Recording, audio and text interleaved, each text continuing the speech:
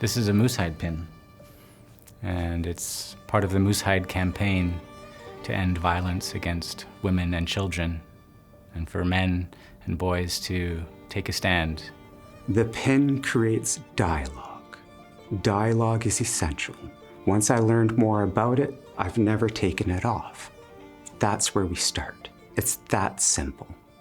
I wear it because as a cisgendered white male, it's important for me to show allegiance. I actually think about it as a pledge. One of the things I found really powerful about the campaign is to be called upon for something good because of who you are, and to be accountable for the actions of people like you in a way that I think is meaningful, gentle, and focused on healing.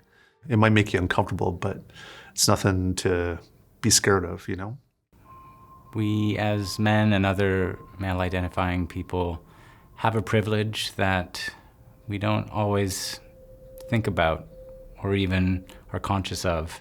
A lot of this before was kind of invisible to me, or people wouldn't talk about it, and so it wasn't really present for me that these kinds of experiences were happening, or I would be shocked if I heard something. And that's definitely where I started, because I learned through the experience of wearing the pin about how common this type of violence is.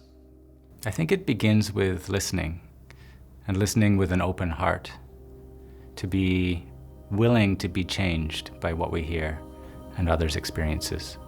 For me, to be able to truly advance the conversation, we're doing what we need to do here, as in creating a space for us to be able to come and identify what we're doing to advance the change within ourselves.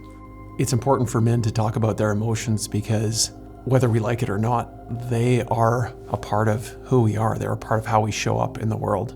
I mean, that's like deep into the male psyche, and the way a lot of us were, brought up and trained in various capacities. And, again, my own personal experience coming from a history of being involved in sports and male sports and the machismo that comes with that, historically is not a place for humility. Is historically never a place for vulnerability. And so in terms of masculinity, being able to sort of own your feelings and share them and sort of be vulnerable is something that I've really learned here. Sometimes I say, if you're kind of,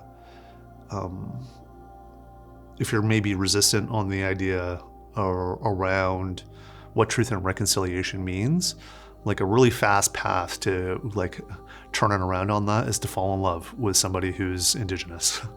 And then to see, and then to have that legacy of what's happened in our country arrive in the form of your children.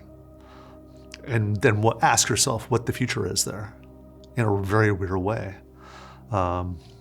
That's what's going on, right? Like that's how I see it, is I'm trying to make sure that I love her the best way that I can and love my kids the best way that I can. And moose hide's a simple way to do that. Change only happens if you got the courage to be able to have conversations, but it also, it only happens if you can be visible and participate. It doesn't matter where you're from. It doesn't matter in any small town in British Columbia where you could be at a bar stool, you could be on a hockey bench, you could be at a Tim Hortons. This is the movement. This is the time. I invite you to join me in the Moose Hide campaign. And I look forward to seeing more moose hide pins worn daily, every day. Wear the pin and join me.